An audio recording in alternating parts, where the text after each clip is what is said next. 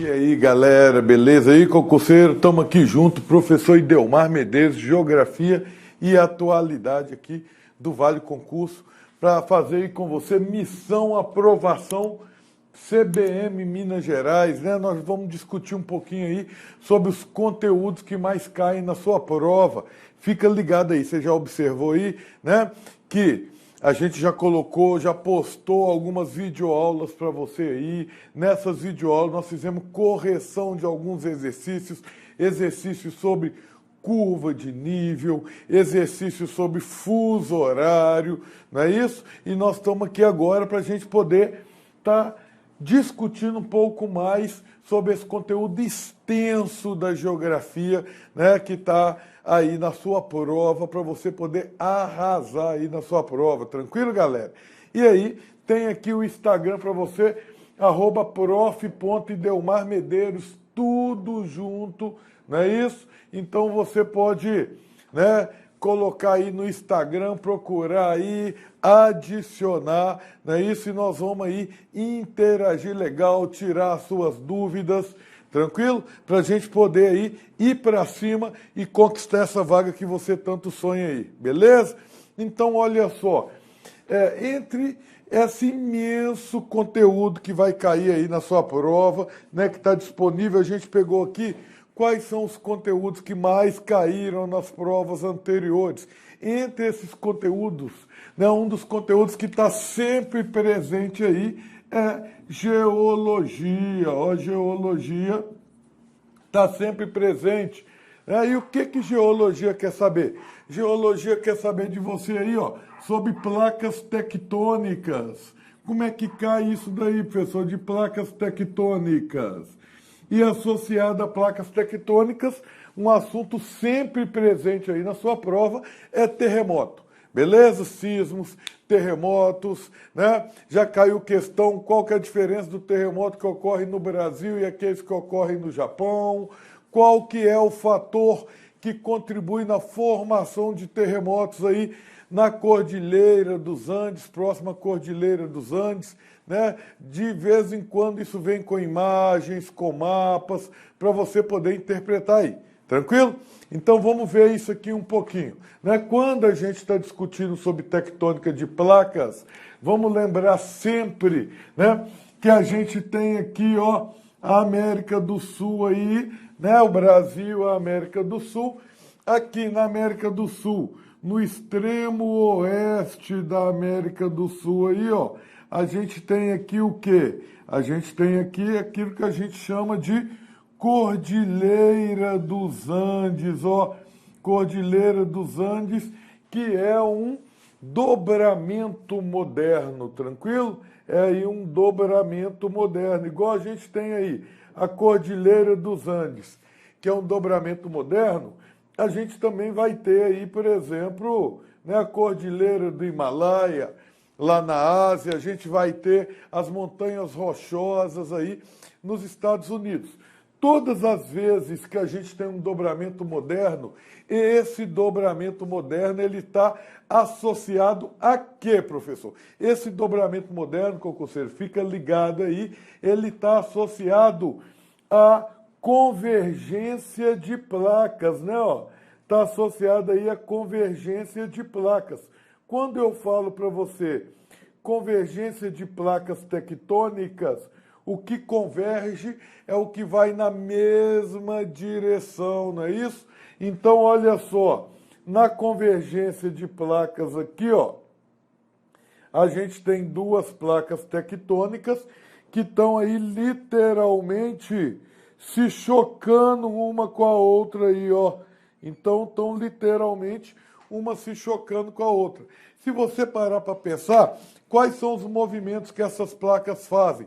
As placas tectônicas, elas podem se chocar, as placas tectônicas, elas podem aí se afastar, não é isso? Então, a gente vai ter convergência de placas e a gente vai ter aí divergência de placas, né? Convergência e divergência. Aonde que eu tenho mais energia sendo acumulada, galera?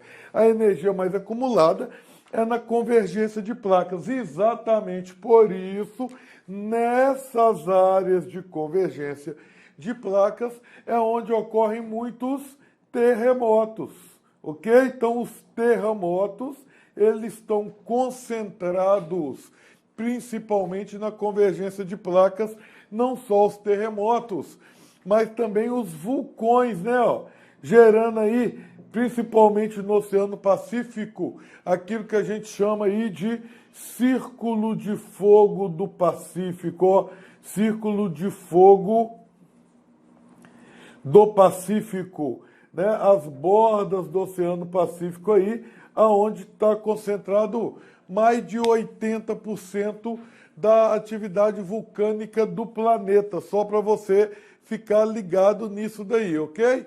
Então, mais de 80% da atividade vulcânica do planeta está concentrado aí no Oceano Pacífico. Bom, mas e o Brasil, professor? Pois é, se a gente observar ali, o Brasil, eu posso falar para vocês aqui, ó, então eu posso falar aqui que o Brasil, ele está em uma área de estabilidade, ó, estabilidade tectônica, beleza? Se você não quiser usar aí, né, esse termo estabilidade tectônica, pode vir na sua prova escrita aí passividade. Isso quer dizer que o Brasil não tem terremotos? Lógico que não, né? O Brasil tem aí mais de 3.000 terremotos por ano, mas a maior parte desses terremotos são de pequena magnitude, tranquilo? A maior parte desses terremotos são de pequena magnitude, maior parte deles nem são perceptíveis, né? Em Minas Gerais, aí, por exemplo, a gente tem região de Montes Claros, né? Uma região que constantemente a gente tem pequenos sismos, pequenos tremores na região de Montes Claros. O que provoca os terremotos nessa área, professor? Os terremotos nessa área aí são provocados principalmente pelo que a gente chama de acomodação de camadas, né? Então, acomodação de camadas ou falhas geológicas. No Brasil, a gente vai ter aí algumas falhas geológicas no território brasileiro, né, que em algum momento vão fazer alívio de pressão, né? E aí a gente vai ter esses terremotos. Mas qual que é o lugar no Brasil onde mais tem terremotos? Bom, se a gente parar para pensar aqui, isso aqui é a Cordilheira dos Andes, né? Na Cordilheira dos Andes aqui, ó, é onde a gente tem muita atividade vulcânica, né? No Chile, no Peru, no Equador, não é? E é onde a gente também tem terremotos de grande magnitude. Esses terremotos de grande magnitude, eles podem atingir aqui o Acre, ó, tá vendo? Por isso, né, devido à proximidade do Acre, da região aí onde ocorre grandes tremores de terra, né, a gente vai ter aí a questão, né, do maior volume de terremotos ocorrendo nessa região aí. Tranquilo, galera? No Japão, por exemplo, que é o que já caiu na prova, na sua prova pode perguntar: onde ocorrem terremotos? Qual é a diferença dos terremotos que ocorrem no Brasil para que ocorre no Japão ou que ocorre no Chile?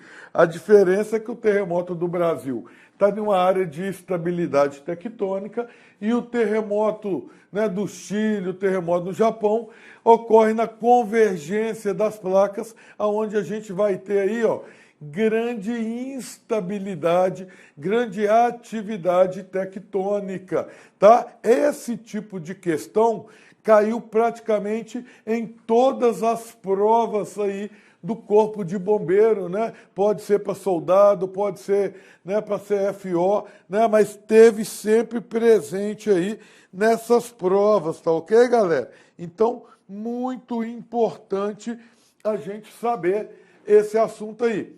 Tranquilo? Então, aqui um resumo rapidinho, né? Uma outra questão importante da gente saber aqui é que a placa que o Brasil está nela chama placa sul-americana, ó. Placa sul-americana. Essa placa, ela se choca aqui, ó, com uma placa oceânica chamada placa de Nazca, né? Ó, placa de Nazca.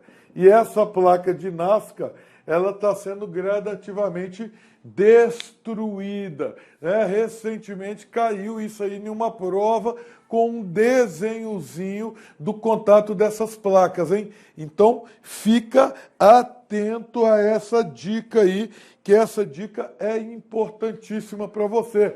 Tranquilo? Está sempre presente aí nos seus concursos, não é isso? Outra questão importante que também vem sempre aí nos concursos está associado à urbanização. Ó. A urbanização, concurseiro, ele pode cair aí no seu concurso através de perspectivas diferentes, né? Pode falar para você como ocorreu essa urbanização no Brasil, pode perguntar para você quais são as regiões mais urbanizadas, ou pode simplesmente vir discutindo para você aí questões socioambientais, problemas socioambientais associados à urbanização, beleza? Dentro desse contexto de urbanização aqui, né, vamos lembrar que até aí a década de 1960, o Brasil era um país o quê? O Brasil era um país aí agrário. Ó, era um país aí, ó, agrário rural, né? A maior parte das pessoas ainda vivia no campo, né? Isso começa a mudar a partir da década de 60, tá? Na realidade começa a mudar, né, na década de 40, quando Getúlio Vargas, você viu isso lá na sua disciplina de história, né? O Getúlio Vargas aí começa a implementar o processo de industrialização brasileira. Como é que vai sendo implementado aí, professor, esse processo de industrialização? Através da instalação da CSN, Companhia Siderúrgica Nacional, através aí da instalação, né, da Vale do Rio Doce, depois na década de 50, aí, 1953, né, a instalação aí da Petrobras. E aí o Brasil já entra naquilo que a gente chama de segunda revolução industrial. Nessa segunda revolução industrial aí, ok, vai gerar para a gente o quê? Né? Um país de industrialização tardia. Isso é importante, porque quando a gente fala que o Brasil tem industrialização, ó, questões aí que já caiu em prova, hein? Industrialização tardia, isso quer dizer que já existia industrialização na Europa, já existia industrialização nos Estados Unidos, não é isso? E aí, com esse processo de industrialização tardia aqui, tá? Esse processo ele vem associado ao que a gente chama aqui, ó, mais Revolução Verde. E o que vem a ser, professor? Essa Revolução Verde. Revolução Verde que ocorre lá na década de 1960. Né? Essa Revolução Verde aí, tá? Ela é o avanço da tecnologia. Juntamente com essa Revolução Verde, eu vou ter aqui, né, para a gente pensar, mecanização, ó, eu vou ter aqui mecanização, eu vou ter aqui agrotóxicos, eu vou ter aqui fertilizantes, ó, fertilizantes, e isso tudo chega ao Brasil, né? Isso tudo chega no Brasil. Então, ao mesmo tempo que eu tenho, presta atenção, hein? Ao mesmo tempo que eu tenho indústria nas cidades, e eu posso pensar nessa indústria nas cidades aí em emprego, juntamente com esse emprego aí, eu vou ter o quê? Eu vou ter mecanização do campo. Então, olha que interessante isso, hein? Mecanização do campo. Então eu tenho industrialização mais mecanização do campo. Então, ao mesmo tempo que a cidade é um polo atrativo de pessoas, né? A gente tem aí aquilo que a gente chama de mito da cidade, não é isso? A gente também vai ter o campo como a área repulsora, né? O emprego no campo começa a diminuir. Por que esse emprego no campo começa a diminuir? Porque agora no campo eu tenho o processo de mecanização, beleza? Então com essa mecanização no campo o emprego vai diminuir aí, né? E aí olha que interessante da gente pensar dentro deste contexto aí para você aí concurseiro, né? A gente vai ter, né, êxodo rural, ó, eu vou ter aqui êxodo rural, que nada mais é migração campo-cidade em massa, ó, migração campo-cidade, ó, em massa, né? As pessoas vão para a cidade e a partir dessa perspectiva aí, a partir desse processo, a gente começa a ter aí o processo de urbanização. Logicamente que, como isso daqui, eu vou gerar aí uma urbanização. Como eu vou gerar aí uma urbanização acelerada, ó, né? Então a gente gerou aí uma urbanização acelerada. Dessa urbanização acelerada, nós vamos passar a ter aqui aquilo que a gente chama de problemas socioambientais. Ó, problemas socioambientais urbanos.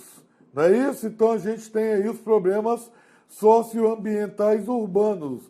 O que seria esses problemas socioambientais urbanos? Esses problemas, eles estão ligados principalmente aqui, ó, à periferização, ó, periferização, eles estão ligados à favelização, eles estão associados aí à violência urbana, aumento aí da violência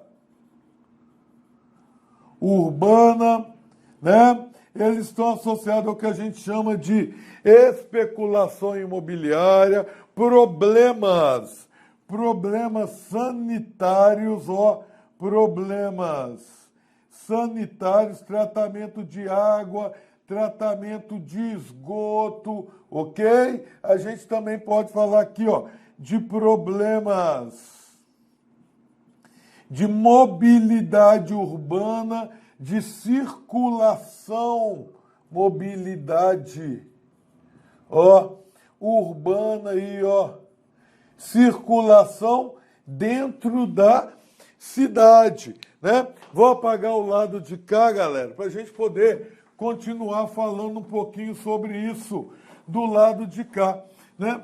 E aí a gente tem uma classe média, mas ao mesmo momento que a gente tem essa classe média, a gente tem aí o aumento da violência, não é?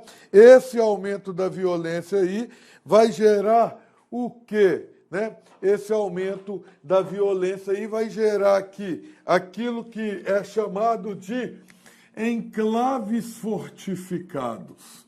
Esses enclaves fortificados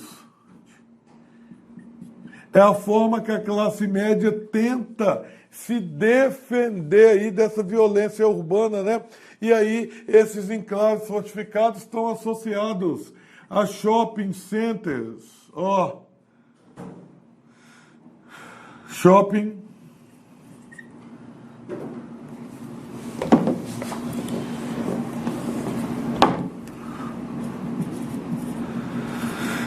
center, né? Vão estar associados também a quê? Vão estar associados também aí, ó, a condomínios fechados, ó, condomínios fechados aí, e isso acaba gerando ainda mais, né, um conflito social, né, um conflito social.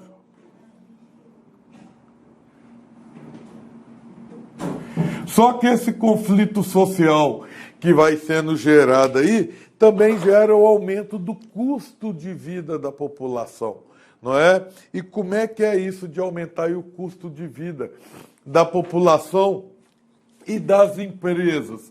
Então a gente tem um processo chamado de metropolização, a cidade cresce muito rápido, não é? Essa metropolização está associada à concentração da indústria. Então, a gente já viu isso, né, em migrações, e depois nós vamos falar mais sobre essas migrações aí, que todo mundo vai para o mesmo ponto, para o mesmo lugar, né, para a mesma cidade, que é onde tem emprego, não é? E isso gera um custo elevado para a própria empresa, aumento do valor de mão de obra. E aí, quando chega aqui, na década de 80, década de 1980, até aí, né, o século XXI, até o século XXI, a gente vai recomeçar um processo, passar por um processo conhecido como descentralização industrial. Como é que é isso de descentralização industrial? As grandes empresas, elas vão tirar aí a planta produtiva delas, né, da capital ou das grandes cidades, né? A primeira grande empresa a fazer isso no Brasil foi a Fiat, né, que saiu lá do eixo Rio-São Paulo, que saiu lá do ABC Paulista e resolveu instalar sua fábrica, né, em Betim, né, região de Betim, aí, na região metropolitana de Belo Horizonte. Beleza? Com esse processo de descentralização industrial, né, a planta produtiva das empresas, ó, a planta produtiva migra para as cidades médias, E aí um macetezinho que a gente tem aí, sempre em concurso, né, é que hoje as cidades que mais crescem no Brasil são aí essas cidades médias. E o que é considerado, professor, uma cidade média? Cidade média é aquela cidade que tem mais de 200 mil habitantes, né? Então tem mais de 200 mil habitantes. E o crescimento dessas cidades médias, ela é importante para o Brasil, né?